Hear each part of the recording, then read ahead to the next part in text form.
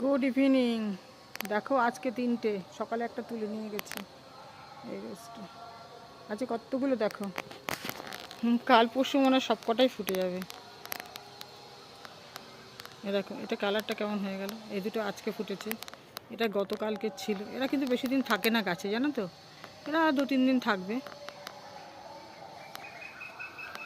এর সাইড থেকে আরও গোলাপের সব দেখা যাচ্ছে, এবার নতুন করে আবার আসছে।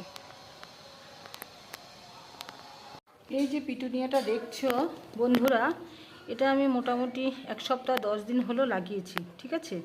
এই পিটুনিয়াটা যখন গ্রোথ নিয়েছে দেখো, এটার মধ্যে ছড়িয়ে গেছে, এই দেখো ছড়িয়ে ছিটিয়ে গেছে। এটা ছাদে ছিল, 3তলার ছাদের বারান্দায় ছিল, এবং এখন আমি এই ঠাকুর ঘরের বারান্দায় এনে একে হ্যাঙ্গিং করব।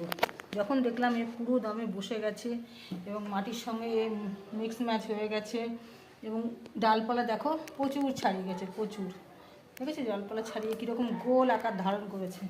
কালারটা দেখো কেমন সুইট। ভালো লাগলো বন্ধুরা তোমাদের এই কালারটা দেখে? কেমন লাগলো বলবে। রাধে রাধে রাধে রাধে রাধে রাধে।